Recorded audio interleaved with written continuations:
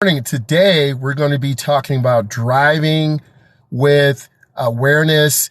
When you're out driving, you need to observe many things. You need to observe, what is the weather like? Is it bright? Is it dark? Is it rainy? Is it foggy? As beginning drivers, if you're new to this, you need to be listening. I'm a state certified instructor. I teach teens and adults. And today we're talking about observations. You looking around, gathering information. If you've seen some of my content, and hopefully you have, we talk about driving in the neighborhood. Driving in the neighborhood is one of the most dangerous places. Why? We let our guard down.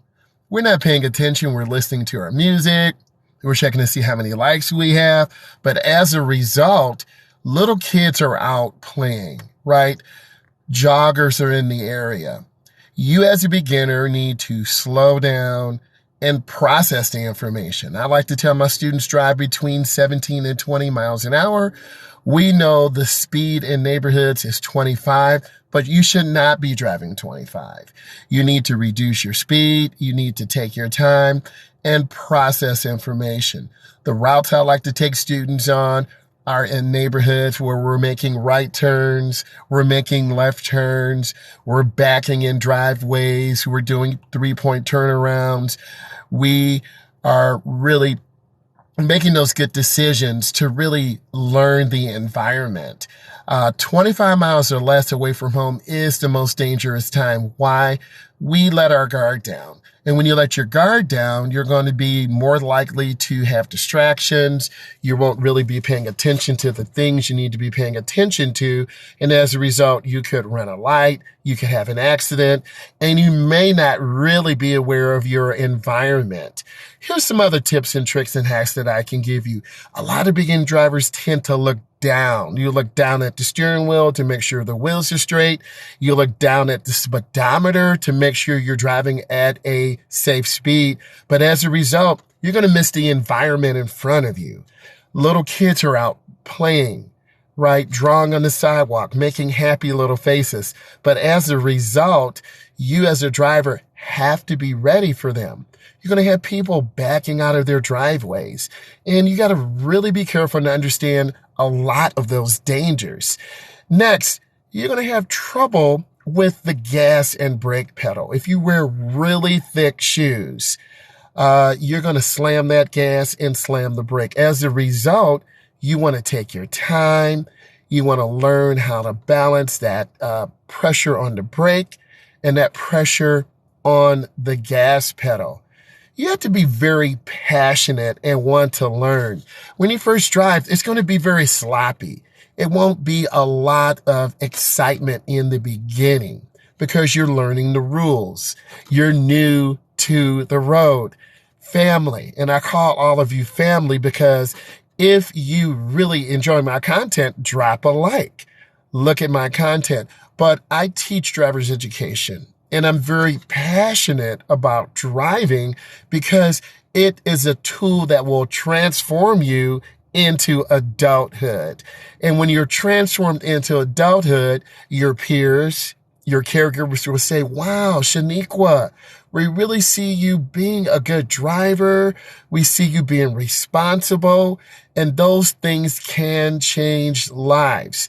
Another thing I need you to be aware of when your friends are driving, awareness of the surroundings. Many of you are in high school or college. School zones are incredibly dangerous. Why? If you're a senior, you're like, I'm out of here. I'm driving, I'm gone. But as a result, you have the freshmen coming in, right? Those freshmen are coming in. They are not even sure of themselves. They're not even sure where their locker is. They're going to walk across the road. Seniors, slow your roll a little bit, right? Take your time and truly engage. If you're a senior, you're supposed to represent what the underclassmen should do. If I got a seniors here, let me know. If you're a senior, and if you like this, drop a like. Seniors represent what their school is about. Seniors represent what the underclassmen should do when you're driving. Because you want to be that role model. You shouldn't be speeding through parking lots. You should park between the lines, right? Because you want to say, wow, hey, I'm a senior. I made it through the classes. I made it through driver's education, and now I am modeling best practice, good behavior, not to speed, to stop completely, to look when I'm going through an elementary, right? When I'm going through an elementary, to slow down, because we have mothers, we have dads, we have little babies who don't understand what a car is. And you as a driver, if you're going through a school zone, school zones are messy. They're all over the place. You have little kids walking out. There's mom, there's dad. They're running out. True that. And they're going to run out, right? If I made a little clown face and I'm happy and I see my mom and dad and my cousin, I'm running out. But here you go as the senior. Slow down in the parking lot, right? Your principal is watching you. Your coach is watching you. Your driver's ed instructor is watching you. And these are some of the things I need you to be aware of. Be aware of your surroundings. If you're upperclassmen, pull those freshmen aside and say, hey, I'm your big brother. I'm your big sister. You need to listen to me. You need to have good skills. If you go to a private school, it's still the same thing, right? Homeschool is still the same thing.